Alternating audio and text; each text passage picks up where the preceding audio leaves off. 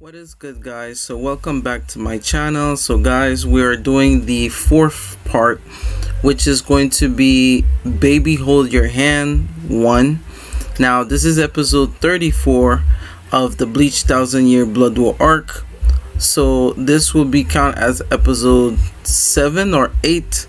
So this is gonna be very interesting. So after seeing Renji fought with Uryu getting knocked over, like I said, I really love what they're portraying with Uryu and how they're making his character very evil, and that he is only taking one side, but in reality he might switch up on the Quincy's, based on his grandfather's book, and how he learned about the Quincy's history, and that Yhwach took a liking to him due to the fact that he was the only surviving Quincy at the living human world that survived his Ashwayland. Now this goes back to even the first Cour, how they got to get to know the June truth, which is episode 12 and 13, and how Ichigo and his mom and dad basically conceived him, and how it had a lot to do with not only Aizen but also the Quincy's losing their power, especially on the mom part. That's when Yhwach kind of like rised up that day to reclaim his abilities. So flash forward now, Mayuri knows so much about the Quincy's because he even dissect on some of them to get to know more information. Now what I would have find even more cool is they could have definitely find a way that Mayuri could have versus Uryu. That would have been a second round. Now that would be cool in the future for Cour 4, that they make a fight between Mayuri versus Uryu, but that's me pushing it. But like I said, without further ado, this is episode 34, which is Baby Hold Your Hand. Now this is gonna be a very interesting episode because it features two interesting characters, Kenpachi and Mayuri, basically venturing out. It's cool that you always see them two together. Either they're criticizing each other, or sometimes they make the best teamwork, because one is a scientist, one is just brute force and power. So to see like two-person acting in one body, that's kind of sometimes pretty cool. So let's watch. All right, so they stumble on Pernida. Like, what is that? Like, Pernida to me has always been very scary. Like, even the way they depict him and the him or her, because we don't know if it's a human or not, but we always see him like cloak, like there's nothing that you could see about him, and I think that's even what makes it creepy. He reminds me of something in Star Wars, like those little midget things that's like they fix, like they're like little engineers, right? But Pernida, we saw some of his abilities so far. He's able to contort muscles, tendons, and any sorts of form. He could crumble them to the small cellular level, which is even insane if you think about. So Kenpachi has now meet with Pernida. Is that a question, or are you just saying I'll kill them then? Yo, wait, Zaraki. Yo, I lost an arm, but in exchange it cracked. This is insane. The fact that Kenpachi attacked and his arm started twisting, it seems like Pernida has a vicinity that he could use those abilities on. We even saw Pernida did that to Senjumaru and Hikifune by doing this. Yo, but he cut him though. Yo. Oh shoot. Yo, that's insane. He could contort this until that thing became nothing. Like, that's insane. And it seems like Pernida is like enveloping even further. sorry. Are you talking about yourself? Wait, Zaraki. Yo, his leg tendons.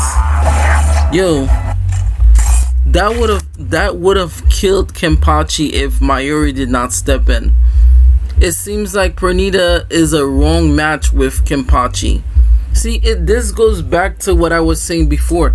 Squad Zero did not just lose just because the Quincy had like plot armor or something.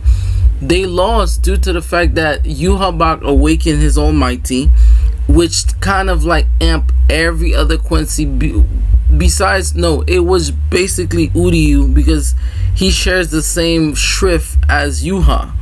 And the fact that Yhwach gave part of his eyes, that's something I can't wait to talk about. He gave part of his eyes to Uryu, and then once Uryu broke out of Senjumaru's Bankai, you started seeing that he has the 3 pupils. It seems like he could borrow people his powers that has the same shrift. Pernida is a wrong match, so it's like if Pernida would have versus Kenpachi would have straight up lost. Or if he would have versus any other Quincy or Shimigami, they would have automatically succumbed to their injuries, because Pernida's ability is so deadly. Even though he doesn't, from what I saw, even when Yhwach did his whole Ashwailen, Pernida didn't have a normal stand for like a Volt Standish, which is even insane if you think about. Yo, he had to stop. Yo, so Pernida is literally the arm of the Soul King, the left hand. What the hell is that? Yo, unforgivable. Oh, this is interesting. They look like strong tendons out of the arm. So he controls nerves, like neuron nerves, like nerves that's functional. It's almost like, so back to what Shinsui was saying in the episode 29 when Ukitake sacrificed himself. I remember he mentioned that the right arm of the Soul King controls stillness, whereas the left hand controls advancement. So Pernida starts speaking, which is insane if you think about where is the speech coming from. Is it telepathically, or can people actually hear it? Those are real questions. But the fact that he's versing a part of the Soul King, a sentient being, and how it actually now has a conscience of its own, this got me thinking. Pernida had 2 forms. The first form that Pernida had was when he was sitting across the table with Ichibei, when young or mid-age Yhwach was speaking to Ichibei, and we saw Pernida looked like a ghost, right? I think just like Mimi Hage, Pernida kind of like, I think, merged with Yhwach for a while, and I think that's how Yhwach survived, because that would make perfect sense of how the Quincy's end up getting their Volt Standish, like this version of Volt Standish, compared to the original I would say Volt Standish type of power that Uryu had back in the Soul Society arc. If Pernida is in charge of advancement, that would explain how everybody gets a new form of Volt Standish due to the advancement power of Pernida inside of Yhwach. Yo, now that's what I love. Like I said, that's a perfect match. You could think of Mayuri as Batman because he has all these little gadgets, whereas Pernida is straight up natural divine power and he could control the nerves. This is insane. Yo.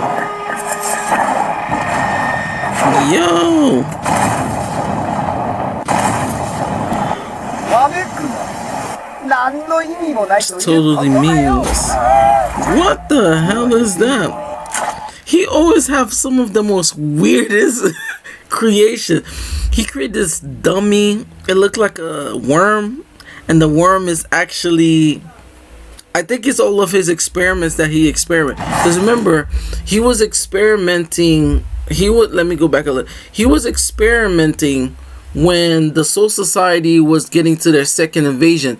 He was dissecting the old Quincy's that died on the battlefield to get a better understanding of what to do next.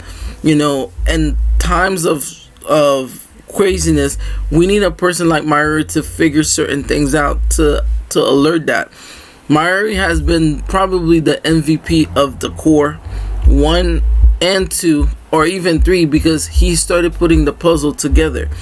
He actually reverted some of the captains back to human Shinigamis, because Jezreel actually turned a lot of the Quincy and Shinigamis into zombies.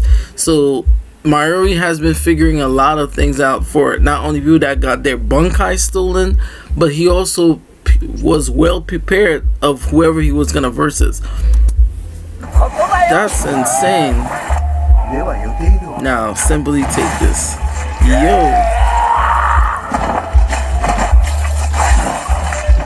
Yo, how does this thing? What the hell? Yo, look. Oh crap.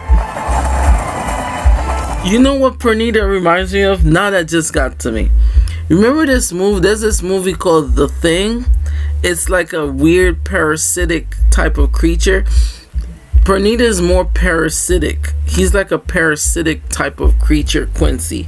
Because whatever part of his arm that is broken, it regenerates and creates another arm. That's crazy. The hell? Want to panic more. Oh, no blood in my eyes. What the hell? Bunkai. Whoa. Ew. That is horrific.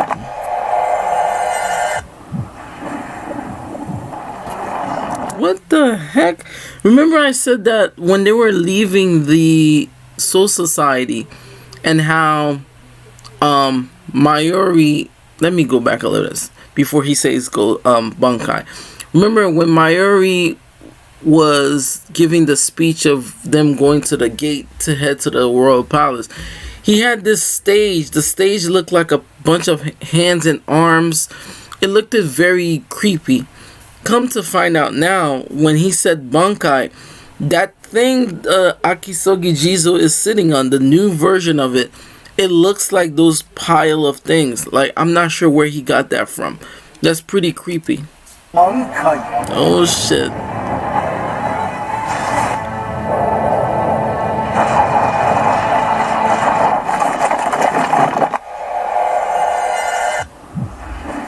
That is insane. Konchigi Akisigijizo Shuntara. What? Yeah? A golden baby?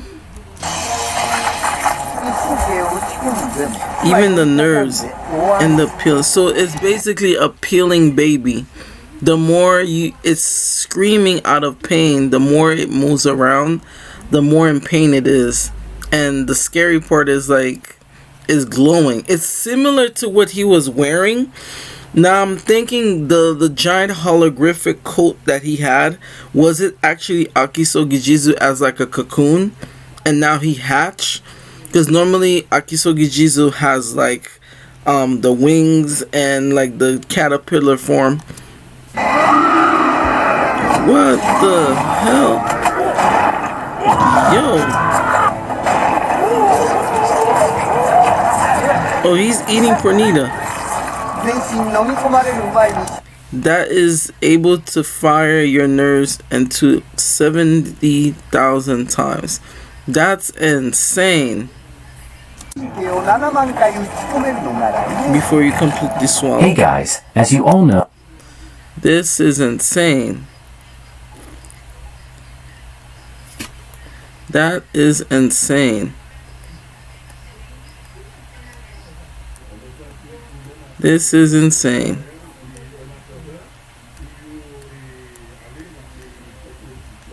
So guys, we're gonna stop it here. This was a very interesting episode. Now, one thing I could take out from this episode is that, one, not only Pernida got devoured, but Mayuri is the perfect counter to Pernida because he knows how the Quincy's abilities work. He also learned some other abilities that's able to counter Pernida.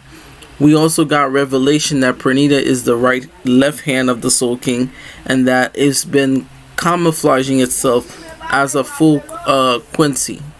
So what's insane about this whole thing is that not only it is bizarre that Pernida has been around longer than a lot of the other Quincy's, but he has formed a bond that he doesn't find himself being a Quincy to anyone else but to be loyal to Yhwach, which is kind of fitting because Yhwach is also the son of the Soul King. So this was a very interesting episode. Like and subscribe to the channel, and I'll see you guys in the next video, which will be Don't Chase the Shadow, which is episode 35. Now we're almost in the halfway mark. Episode 35 will be the fight between Sunsui's battle versus Lily Boro, and then I think we will be back to revisit Mayuri's fight.